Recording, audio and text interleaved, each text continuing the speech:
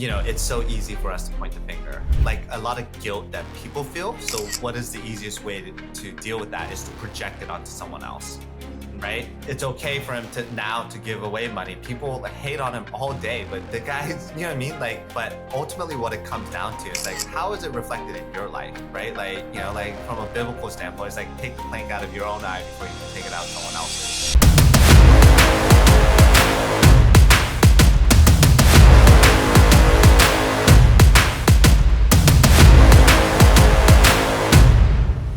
All right, everybody, welcome back to another episode of the 1% Podcast. I'm your host, Vin, and I'm Shane.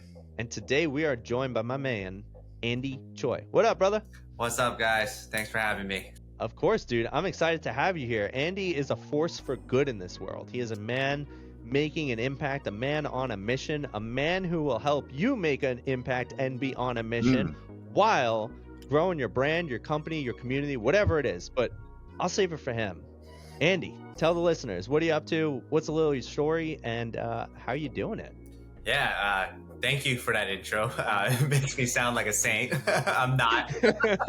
He's for profit, everyone. Don't worry about it. Vin's amazing with intros. Yeah, but I mean, we're all trying, right? And I think what I want to share today is like how we're trying, right, and why, right? But quick intro, just elevator pitch. We are a social enterprise. I am the founder and CEO of Do Good, which is, again, a social enterprise that comprises of both a 501c3 foundation and a for-profit technology company. And we build technology, business products, and services that enable what we call profit with purpose, right? So anything from the world's largest API of nonprofit data to processing donations for all 1.7 million nonprofits here in the United States, to processing donations to every country in the world, being able to receive anything from crypto donations to wills to an aggregation of all of the different solutions you need to run any type of social impact or cause marketing program.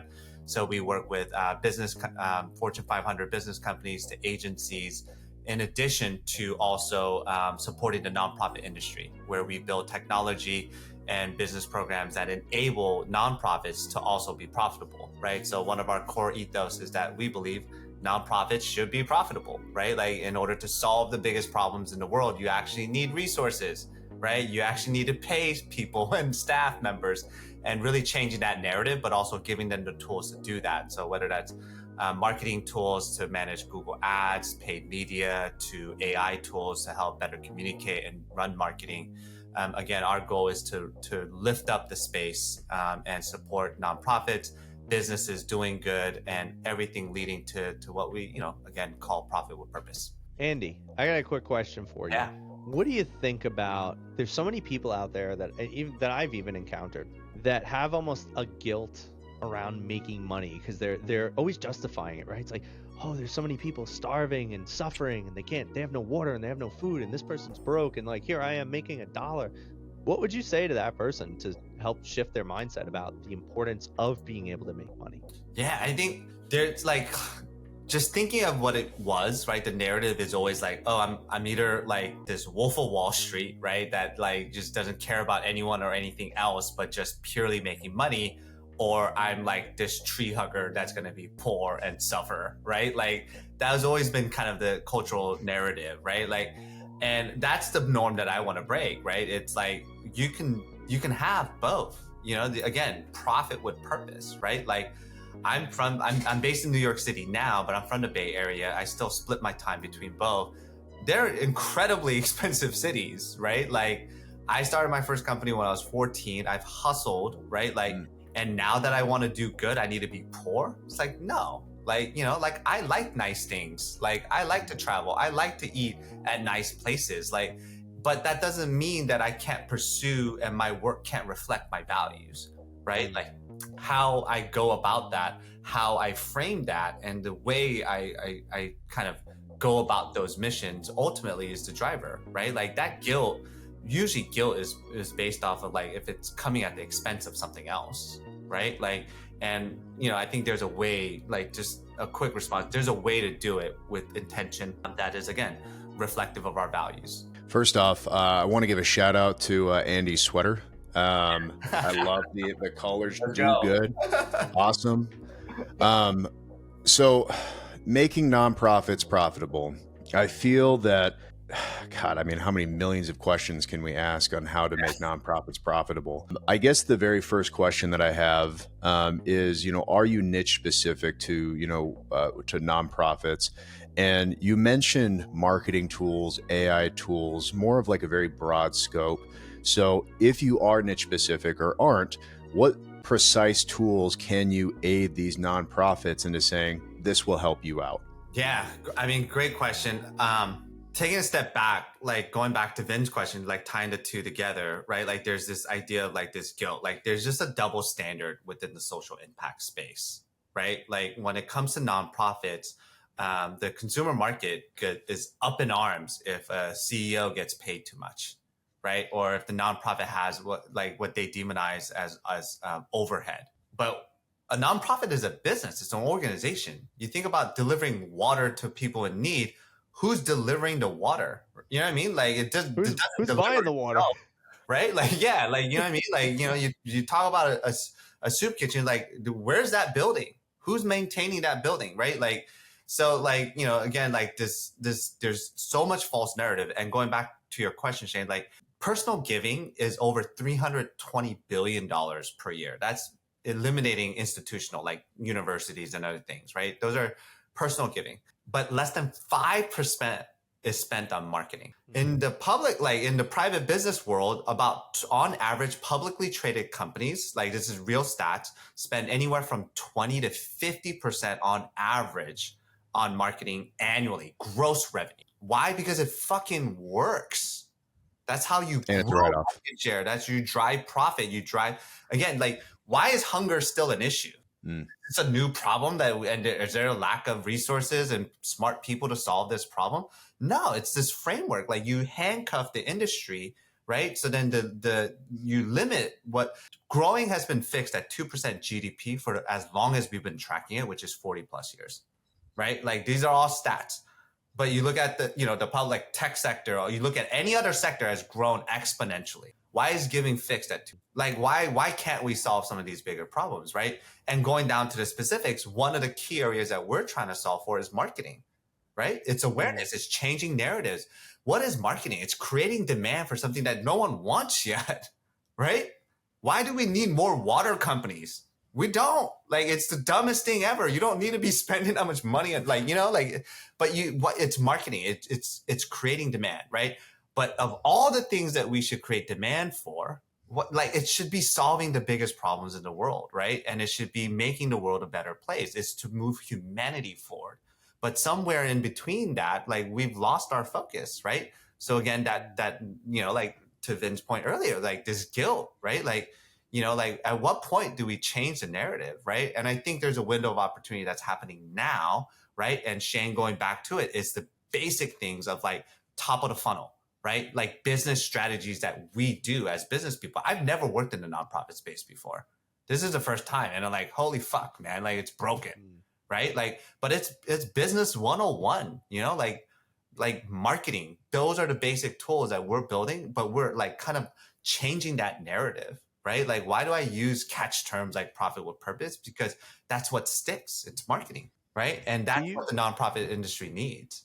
I have a question. Do you think that there's, because I see a lot of this, do you think there's a bit of a stipulation around companies or individuals being able to say that they're doing charity work? Because I feel like every time I see a video on TikTok or Instagram or somewhere where the guy's like, hey, I want to buy 100 pizzas and give it to homeless, everybody's like, oh, wow, that's so nice. It'd be cooler if you didn't do it for likes and views and you weren't a piece of crap trying to get the pizzeria to pay for the 100 pizzas and like you're a shitbag for showing hungry people accepting pizza. And I'm like, holy crap, why would this guy, like, is this what you're encountering when you do some good things? Like, what's going on? Yeah.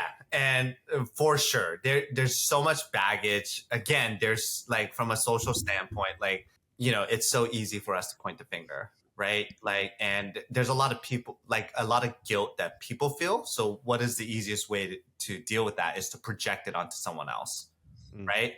Like this whole argument, like, Bill Gates, like it's okay for him to give away money. People hate on him all day, but the guys, you know what I mean? Like there's just so much narrative. But ultimately what it comes down to is like, how is it reflected in your life, right? Like, like from a biblical standpoint, it's like, take the plank out of your own eye before you can take it out someone else's, right? Like, what are you doing in your life? Because the common narrative is like, when I have more time or when I have more money, this is when I'll do good. If I had that money, I would do this, right? Like if I had those privileges, like what are you doing right now, right? Like, and that kind of really breaks that, right? Like, and but it is, again, there's so many false narratives, so many like finger pointing things that happen within this space, which is why marketing and like really correcting like kind of our dialogue and narrative in the space needs to like kind of be at the forefront in my opinion, right? Because man, it's fucked up. Like, people like post something on social media and it's like, look at this person doing it for likes, right? But I'm also like in the band camp of like, I think that's okay. It's better than someone that's not doing anything, in my opinion. Like, it's like, at least, whether their motives were, like, again, that's subjective, like whether that's good or bad. Like if their actions had positive effect, that's better than the person that's doing nothing. I agree. And it's marketing. Yeah.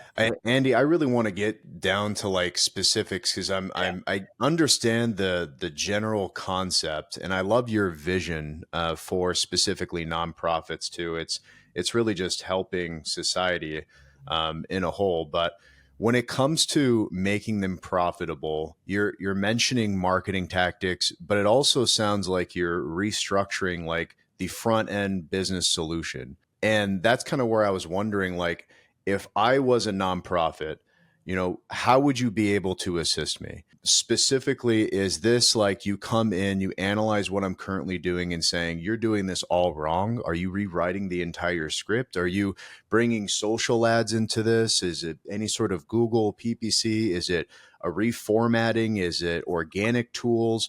Can you like bait into specifics? And then also, do you cater to specific nonprofits? Or is it more of like a general compass that I can help you get more customers by doing X, Y, and Z? Man, it's a combination of all of those, right? So let's kind of go into some of the nitty gritty. One, we don't work with just nonprofits. We work with both for-profits and nonprofits. And one of the biggest value adds is, and one of the things that we're trying to solve is to connect, right? Again, we, from just a marketplace as well as consumers, we see both as two completely different worlds, and Absolutely they are not, right? Absolutely. Yep. And so that's one. But let's talk about some specifics when it comes to nonprofits. Specifically, nonprofits are like, they're like the ultimate mom and pop, right? Like that are 2 to 5 years behind on technology. You got one person that's, doing 20 different things, never enough time, never enough resources. They're constantly drowning, right? So they're fighting for survival, right? Let alone trying to like solve a big world problem, right? Like it's just, so in that sense, it's like, it's a horrible business, right? And you look at the business practices, like they're not meant to be profitable. They're not allowed like to spend on marketing. So what do they have? They have like these fundraisers, like all they can do is go out and ask for money, and it's not reoccurring revenue. They're one-time transactions. It's the worst business model ever, right? Like, so you throw a gala, right? So then these bigger organizations throw a gala, they raise 100,000, they spend 100,000, and then they have to throw another gala. There's no compounded growth. There's no compounded impact, right? Like, so, like what are the tools, right? So then it's like market, like build relationships, run a CRM system, like, like have content, do things that really drive narrative, right? So if you look at the industry right now, over 90% of giving is still done through mailer programs, right? That's the shit you get in the mail, right? Like, Jesus. And the average donor in the United States is 62 years old today, right? Those are horrific stats. The number of nonprofits closing their products and services, right? Like your local animal shelters or soup kitchen, it's at an alarming rate right now, right? Why? Because they're losing their donors, because the average donor is 62 years old. They're getting mail, right? Like, and the system is broken, right? So as these younger people come into the marketplace, you got like, it's not a, if I build it, they will come. You got to go participate in the market, right? If they're on social media, that's where you need to be, right? If they're reading this magazine or this blog, that's where you need to be, right?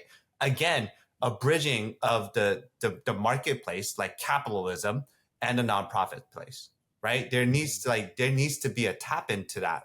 And that's where we're kind of facilitating, where how can you use marketing, the best tactics, have technology and tools. Again, from a business standpoint, we build those technology and tools that are hyper focused on nonprofits, but we also enable that on the for-profit side, and we bridge those two together, right? So on the for-profit side, so like, again, there's a whole lot I can go into on the nonprofit. We can dig a little bit more into it, but real quick on the for-profit side, it's allowing for-profit businesses to change the narrative there as well, right? Because in the past, it was all about these CSR programs. It's like, like, hey, I'm going to give back at the end of the year. Like we're going to give a fundraiser or some shit like that, right? Which is fine. But how can you incorporate like social impact into every transaction, into every aspect of your business? Because the stats are there, right? This is not just a feel-good message, right? Unilever did this massive study in regards to every one of its brand, right, internally, and they only shared one report. I wish they would share more, but they probably don't want to give away competitive advantages. But they shared one massive study, and 70% of brands that incorporated some type of social impact messaging into their marketing of those brands, they grew 70% faster. Sorry, I mixed that up, right? So it was like a no-brainer for them. They're like, and they're one of the biggest companies in the world, right? Like consumer goods, like they're like, okay, there's something here. So if you look at their portfolio now, every one of their brands have some type of social impact element, whether that's green, and again, this goes into a whole nother argument of greenwashing, all of that. But outside of that, just from a pure business standpoint, like it works. You look at Gen Z, what I alluded to earlier, as far as like market opportunity, over 68% say they will not associate themselves with a brand that does not line up with their values. But more importantly, they're willing to spend more money with a brand or a product that lines up with their values.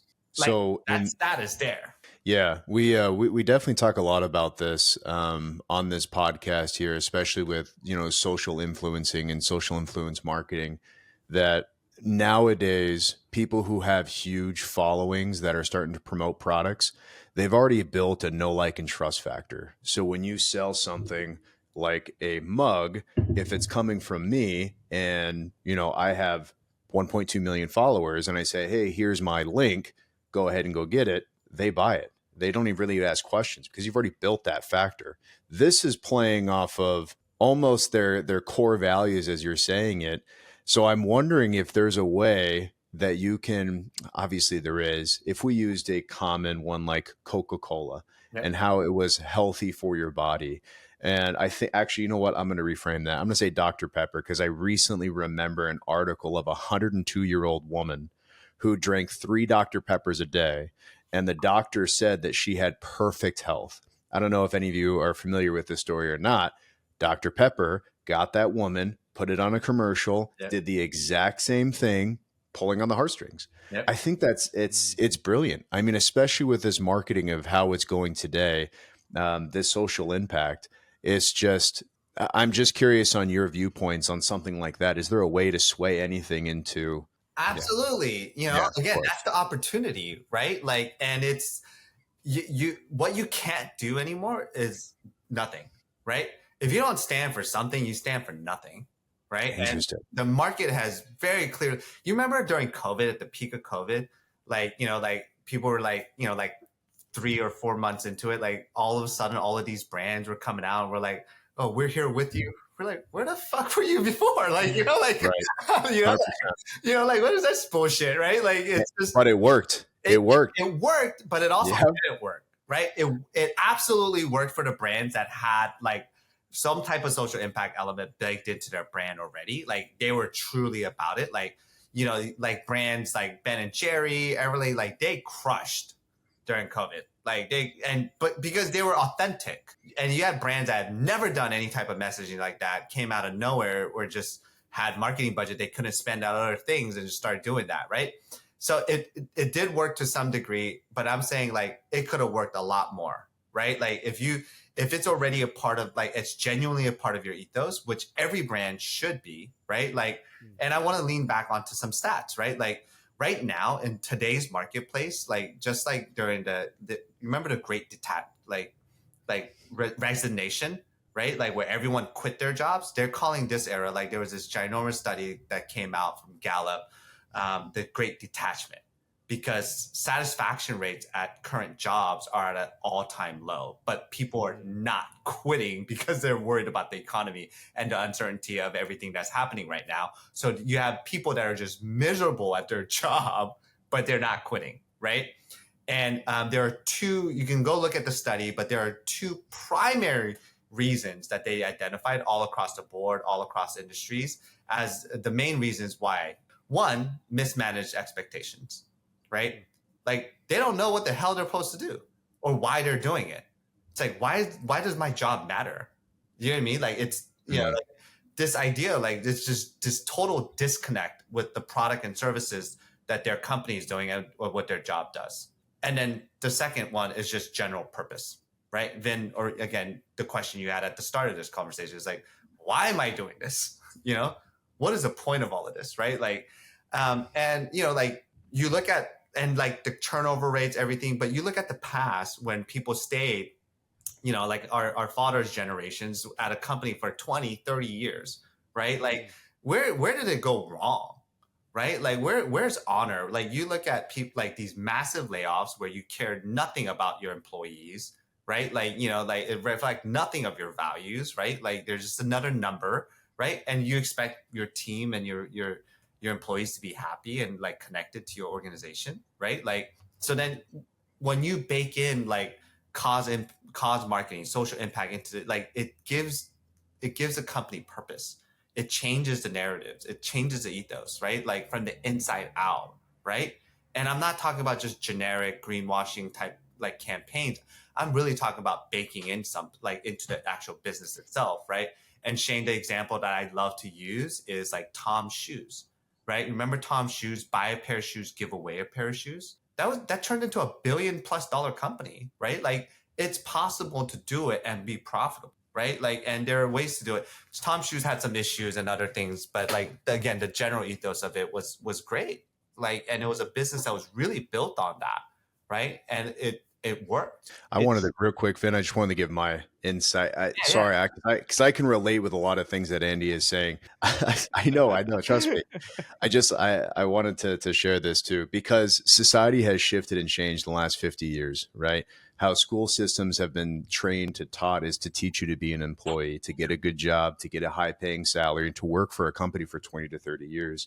I feel like lately for this past 15 to 20 years, and we're all, you know, true living testament to that, is entrepreneurship. Is there something better out there? Is there something to change and to be off the beaten path? As somebody who has 500 plus employees, I personally agree, and that's what I was shifting with, is you have to share company culture and vision, because you have to know where the company is going so we can all be on this well-oiled machine and truly see the impacts of where we're leading towards.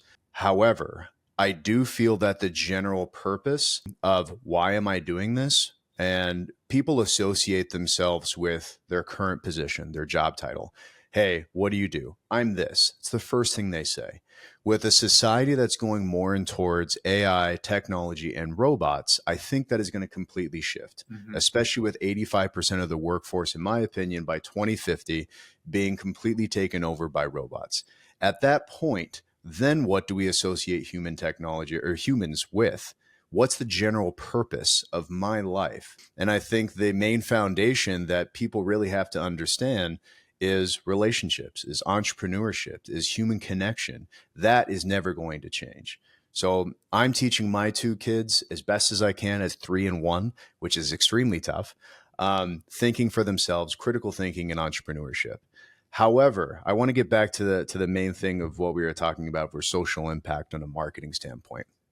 I have not done this, and this is what I've been doing the last 3 months, is building out a face to the organization, because my company blew up the last 5 years because of COVID, because of exactly what you said. detachment. People are now getting more accepted with overseas hires, with virtual assistants, with freelancers compared to in-house employees. Now, it's coming to a point where this company doesn't have a face and it needs one. Social impacting, choosing a side and going that way to gain followers, to gain traction is the best form of marketing that I've truly seen in today. Any type of Facebook ad, testimonials, social proof, it doesn't matter. Choosing a viewpoint, putting a face towards it, building that know, like, and trust factor needs to happen with any small, medium, and large size business. I mean, Apple is living proof. Microsoft's living proof. Obviously, they've built that from there. But anyways, I wanted to go on that huge tangent here, just agreeing with everything that you're saying. Anyways, sorry, Vin. I know I've been talking for the last 15 minutes. So. No, it's okay. We love echo chambers. They provide so much value. Thank you. That was great, Shane. I love it. Well, I got to be honest. I actually forgot what I was going to say. So, Andy, if you want to go ahead and rebut to what Shane just said, go for it. Oh, no, wait. I do remember. It just came back to me. Okay. I had a sentiment, but then I also wanted to ask Andy a question. So, Andy's bringing up some amazing points, because I think the true testament to how detached people truly are is because they actually see what's going on, right? Like, what was the most recent thing? The assassination of the CEO of United, and they held the meeting with him laying dead in the street. They're like, well, he's late to the meeting, right? He's not coming, so let's go, get it on the road. And people are really sitting there and they're like, wow, you could be dead, not even in the ground, and they'll run a meeting without you. How do you suggest? I mean, obviously, companies are showing they blatantly do not give a crap, but how do you suggest massive integration from the client perspective, in addition to the community and culture perspective? How can we get some of our listeners out here who have companies that they're running? How do these guys take some action right now? What's the best thing? One, my quick response to that is that I believe in capitalism. Capitalism works. It's the system and the engine, that we all participate in. So this is not an anti-capitalist approach. I am saying profit with purpose. Like, profit is absolutely necessary, right?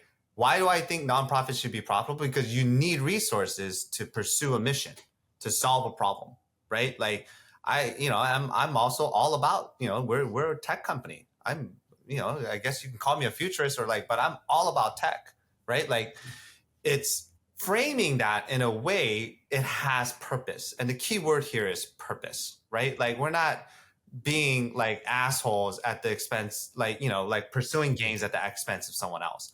But also, I believe in competition, right? Like, what a capitalistic market is, like the free market, right? Like, so when I say capitalism, it's like, let's take all of the good stuff, right? But then do it in a way that's reflective of our values, right? And it's and there's specific ways to do that, right? Like, one, changing the mindset of oh, charity is charity, profit is profit. No, those are in alignment, right? Whether it's the food industry, from ethical or clothing manufacturers to ethical production to green, all of that. Those are easy examples, but any and every business has a social impact element. Why? Because it's run by human beings. All right.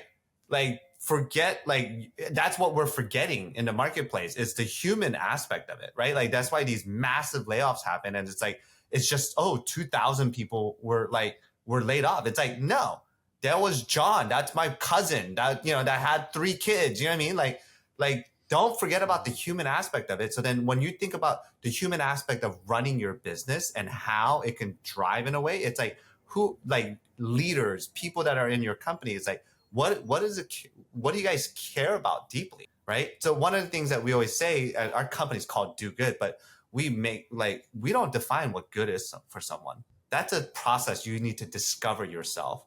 What we're saying is that it's not something you should ignore, right? You look at mental health rates, suicide rates, everything right now, I don't even need to go into it. People already know it. It's horrific. It's because we've somewhere in between, we've lost the dialogue of putting humans first and incorporating the human element into our business, right? So again, Vin, to answer your question, it's every business has an opportunity, right, to incorporate some way, somehow, a social impact element that puts human beings first. And this is the one thing that I say within our own company first, like, is that if I'm not doing good with my team, if I'm not serving my team, I'm not doing shit outside the walls of our company. We do good first by treating each other well with integrity, right? Like we're very transparent, like, in regards to how, like, I talk about vision, how we talk about strategies. Like I start there and then we have the impact outside. So every company needs to start at that point. And then from there are tactical things. What do we build technology around? We call it nonprofit as a service, like NAS, right? Like there are products like fiscal sponsorship, right? Which huge multi-billion-dollar companies already take advantage of. Why do all these huge companies never pay any taxes and they have this nonprofit arm? There are strategies around that. I think every business should take advantage of that. That's our core products and services, right? Like take advantage of the loopholes, like, but be about it, right? They're already being taken advantage of. Like you be authentic for it, right? Like it's like let me pause there. But like there are very specific tactical things like tax breaks, other things that you can do that is advantageous to your company, but also like cause marketing, like the whole Tom shoes, buy a pair of shoes, give away a pair of shoes. You have to buy a pair of shoes first, right? So it's baking that model in, right? Jane, could you buy a VA, give away a VA? Like just go send a VA to somebody and live in their home? Definitely not, but mine. But I see the intentions there. I honestly feel that the three of us could sit down with a bottle of whiskey and just talk for hours and hours and hours about the entire economy, world, and what's going on. But let's save that for another night. I also don't drink. Oh, well, water is good too. I'll take water. Okay. I want to get to something that you pointed out, and I think this is going to be highly relevant. And if you could speak a little bit more to it, you said this is what we do for profitable businesses is to create a nonprofit to, I presume, leverage taxes. Is that another arm to what you do? And can you speak a little bit more towards that? Yeah, it's not a new product. It's a common product that's within certain industries called fiscal sponsorship. Is when a for-profit business has a social impact element and want to take advantage of nonprofit benefits, like a tax receipt, for example, which is the number one thing, right? You can get a fiscal sponsor.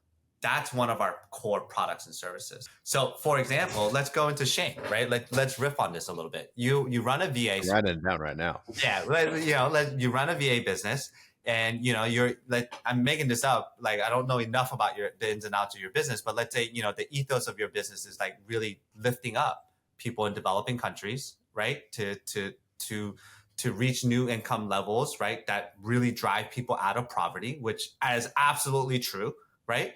And one of the things that you can incorporate into your business is a scholarship program, right? And we actually do this for another VA company. Let's say you want to incorporate a scholarship program that says, hey, for staff members that have been with you for 3 years or 5 years, whatever, right? A retention program, which will help grow your business. You offer a scholarship for their kids, right? Like, $100, whatever. I'm making these numbers up.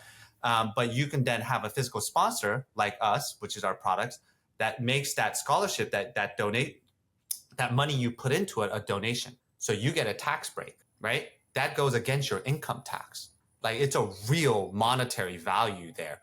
But not only does it do that, your employees are happier, right? Like, and you're giving back to them. You're really standing by your message. It's a win-win, right? There's other benefits to this program, but like that's one really easy example. And you don't need to set up your own nonprofit to do that. We would do that for you as a service, right? We handle all of the tech, whatever legal requirements you need, because I believe in that. I believe by doing that, you're driving education and driving people out of poverty, right? Like in developing countries. That's one easy example. I'm telling you, we do this for every and any type of business. First off, I love your viewpoints, and just how you're able to say that on the top of your head is just absolutely phenomenal. And yes, we're definitely connecting after this. I think the number one thing that I learned about being a successful business owner was hiring people smarter than me, a lot more knowledgeable than me, in avenues that I didn't know or want to know, to take advantage of the things that I needed to get done. So if my value or feedback in this podcast is any contribution to that Good. is to look at that. If you're looking for tax savings, interview people, find out other people are doing it. CPA, accounting, financial, life insurance, investments, everything. I personally believe talk to people that are smarter than you, interview them, see what they recommend, and go from there. And that's not advice, but just throwing that out there. Yeah, Apparently can't give Shane's just advice on riffing. podcasts, but breaking all the rules today. So, Andy, we're coming close to the end here, my man, which Yeah. is unfortunate because I'm learning a lot and I'm really enjoying this conversation. But with that being said, luckily I know you and we'll meet up in person and just talk more because now I have a million questions. So I'm incentivized to see you. But with that being said, we have a pretty standard question that we like to ask everyone. It's the premise of our show. And I have a feeling I know what you might say, but we'll let you answer. We started this show with the idea that being a one percenter isn't just about being a billionaire. It's about a way of life. It's about showing up to be one of the most excelling versions of someone in a specific industry or a way of life. So our question to you is this. What is your view or your version of living a 1% life? I love the question. And I think how do we define wealth? I think is the question that I always ask myself, right? And this does not come at the cost of human needs, right? When you think about Maslow's hierarchy of needs, right? Like certainty, uncertainty, right? Like the things like the clothes on our back. At the top of that pyramid is always this idea of giving back. It's why like billionaires have achieved everything, then give their money away, right? I think there's something fucked up about that, right? Like I'm not saying like once you have your basic needs, why does it always come at the end? Why are there, like the wealthiest or the most famous people so unsatisfied, right? Like there's, the proof is in the pudding, right? Like it's like, don't get to that point, right? Like I think wealth is really defined by purpose. And I believe every person has a purpose in life, right?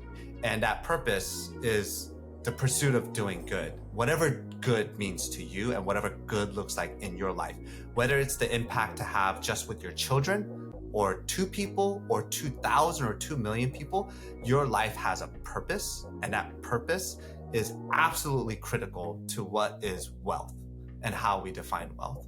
I think this world right now, the way we're brainwashed in this world is to be consumers, is to be selfish. This whole YOLO mentality, FOMO of everything is all so one-dimensional about me, right? It's this narcissistic behavior.